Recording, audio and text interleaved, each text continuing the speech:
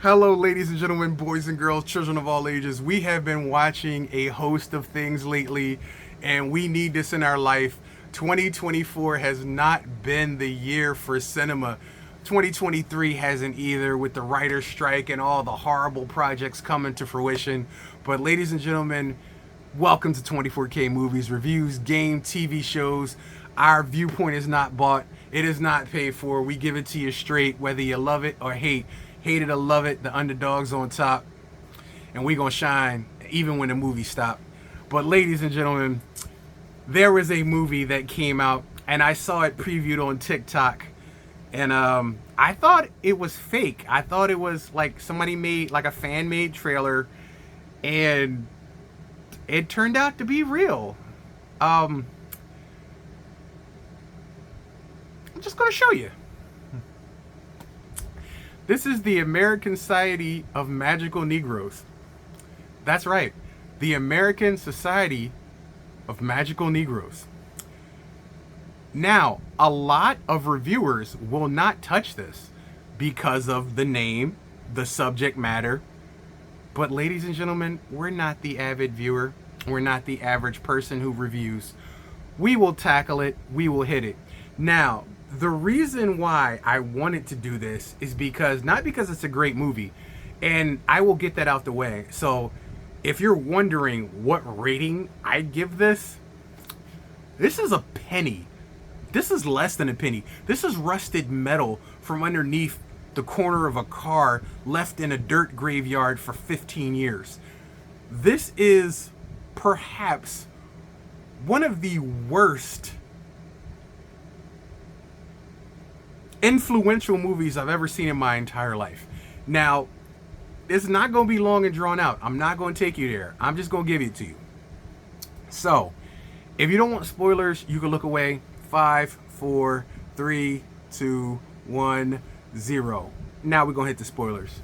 So, the magical Negro trope is, in Hollywood, there's a bunch of movies that use the magical black guy who comes in and helps the Caucasian character and teaches them the ways, the error of their ways, and helps them. And by the end of it, they're friends, and they made them become better people, and they learn a lesson, and their life is better. John Coffey in The Green Mile, Morgan Freeman in what's that Jim Carrey movie where Morgan Freeman plays God? Bruce Almighty. Bruce Almighty. There you go. Thank you for that one. You're welcome. Bruce Almighty. So the trope is, in Hollywood, is every once in a while you have these magical movies where one of the black characters is literally there as the, it's not antithesis, I would say they're there as the inspiration. There you go, the inspiration.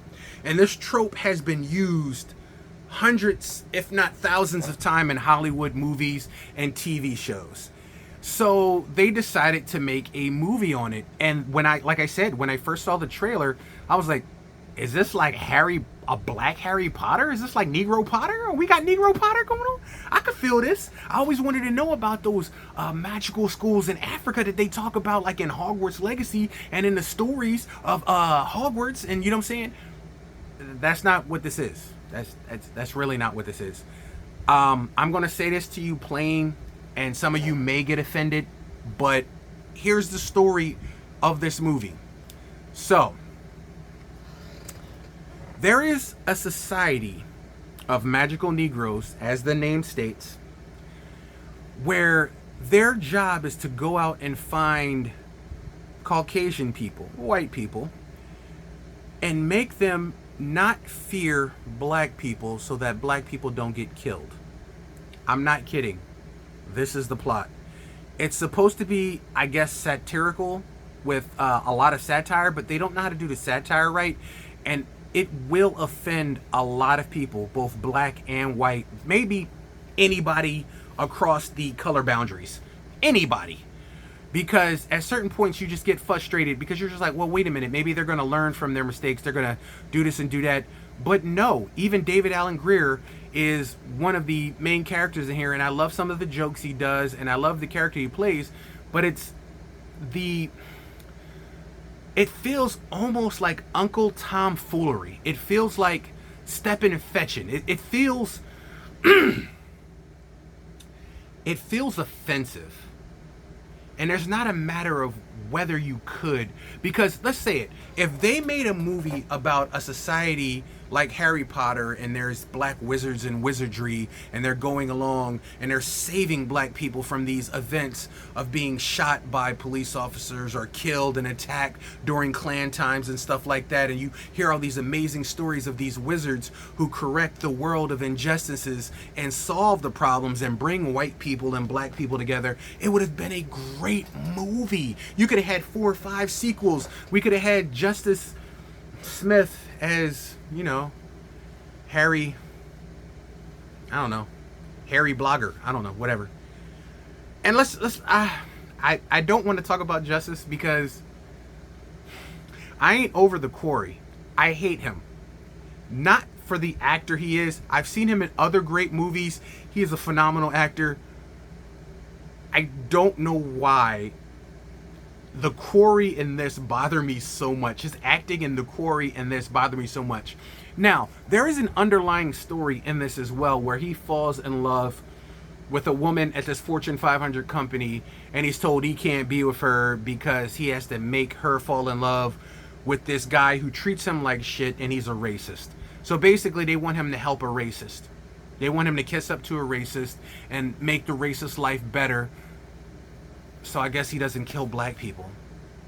The whole movie is about black people making white people feel comfortable. That's it. No joke there. The whole movie is about this society taking magical black people, making white people feel comfortable so that they don't kill black people. And on the surface, it's a rough, deplorable, horrible idea. And I'm quite sure whoever wrote the book or penned the script didn't write that and didn't intend that to be the story. Because if they did, you need to suck eraser points until you get lead poison. Because that's the dumbest idea I've ever heard in my entire life. You want white people to feel comfortable so that they don't murder black people. It's like making a movie about black people feeling comfortable so that they don't murder white people. Do you understand? There's no shoe you can put that on where that fits okay, and that's fine. That's not fine to say. It's not fine to do. It's not fine to write. It's not fine to act. It's not fine to play. Whoever approved this script, the way it is, the way it came out, didn't think. There was no thought in that. And that's why I thought it was a joke when I saw it on TikTok, because that's the first place I saw it advertised, on TikTok.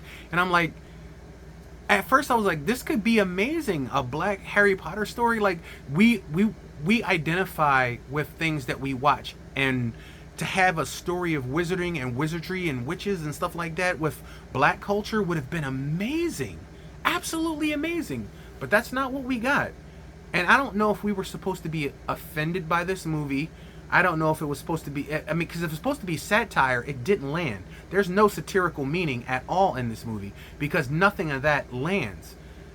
I will, however, give this movie one shining moment of brilliance. I'm not joking. I'm 100% serious. Even in the worst movies imaginable, horrible pieces of dirty dog shit of a New Jersey scum swamp, there is one shining, bright moment. And this movie does have it. And I have to give it to Justice.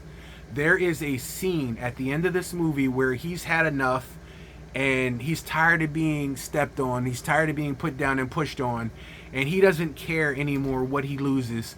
So he has a monologue to talk to his friend about being comfortable in his diversity experience, because he realized the entire time while he was befriending and helping this guy, the only reason why the guy had him along is because he's black and he was diverse, and that makes him look like a good person. So he blows up and he has a moment of revelation. And I'm going to paraphrase because I'm not going to say it verbatim because he went awesome. It was probably the best moment of acting I've seen from him in latter years. And it's sad that it's buried in such a horrible movie.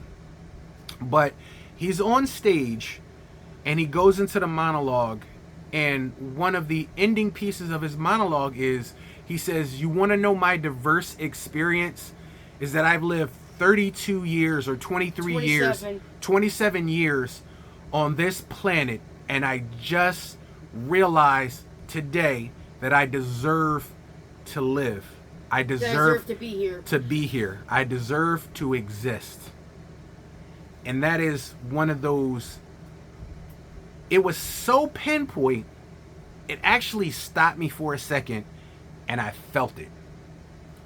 Even in such a horrible, buried movie, because as much as I want to hate this movie, that one monologue was worth it for me to get through, to watch that one, because I wouldn't have known about it. I wouldn't have known about that one moment. And you can clearly see it meant something to him in that moment, because it's the best acting he does in the entire movie. But think about that. The way the world treats you, the way the world shapes you, the way the world makes you feel like you don't belong. You're not enough. Your clothes aren't enough. Your money isn't enough. And every page you turn, you're not pretty enough. Every magazine you open, you're not buff enough. Your boobs aren't big enough. Your butt isn't big enough. Your lips aren't big enough. You aren't enough. You need to be more of this and more of that. You need to be a Hollywood rock god. You need to be a movie star. All these things teach you that you're not enough. But at the end of the day, it's really up to you to know that you deserve to exist. You deserve to be here. And you need to realize that, because if you don't know your worth in this world, you have none. You're empty. And you've missed the entire point of living on this planet. And that is the deepest shit I've heard in a movie in a very long time. And I'm angry that it's lost in this piece of shit of a movie. That's the real tragedy in this movie, is that dialogue, that one shining, brilliant moment of self-worth that whoever wrote that, I'm going to give that shit to you. That is one of the deepest thoughts I've heard in years. Hands down. Whoever's responsible for that monologue, that thought, that was deep as shit. And I feel you 100%. Having said that, the movie's a piece of shit though. And unfortunately, can't get past that. That's the sad part. So the American Society of Magical Negroes, it's not worth a view. If you can skim through it, or even go to YouTube and find just that one monologue, look for ending scene monologue, look for Justice ending scene monologue, look it up on Google. Don't sit through the entire movie. Just look and find that monologue, and that in itself is inspiring. I'm crushed that it's lost in such a message in this movie. So there it is in a nutshell. The American Society of Magical Negroes. Something you probably don't want to say out loud at the movie theaters. And yes, this was in theaters. This was in theaters.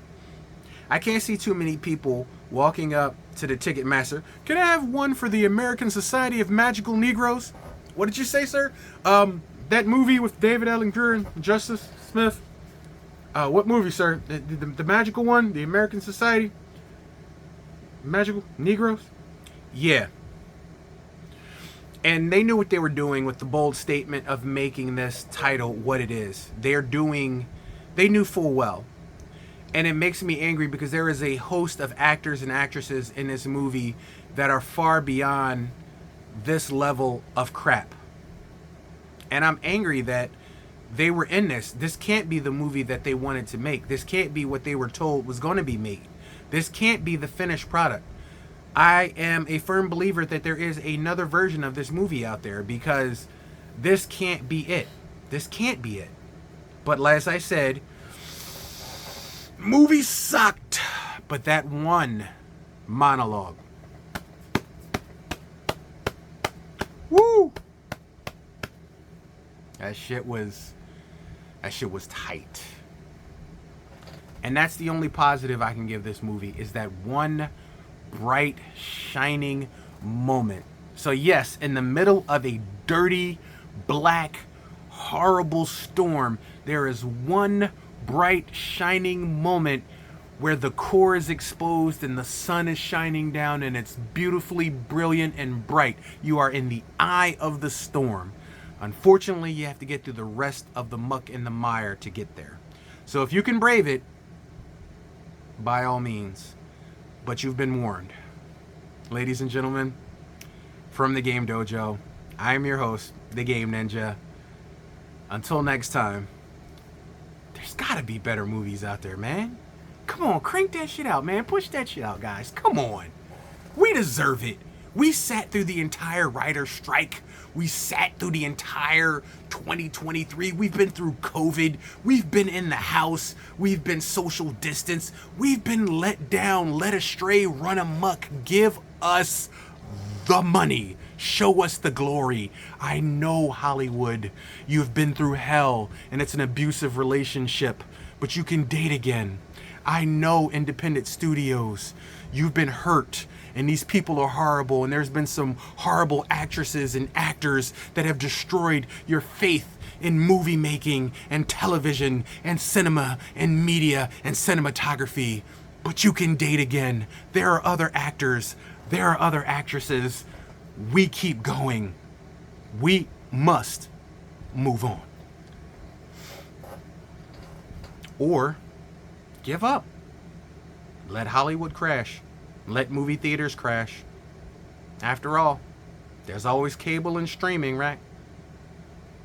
If you don't want it to end, do something about it now.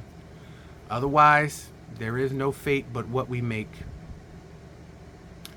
To quote a better movie, a movie that this couldn't even sit on the same plate if it was a Thanksgiving dinner.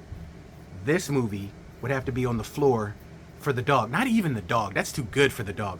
This would have to be what got scraped out of the pan and is now sitting in the sink in suds that need to be wiped out and thrown in the trash, and it's icky to touch, and you're gonna gag. Like, that's where this belongs, at that dinner. And it's sad because I'm still hopeful for a Negro Potter movie.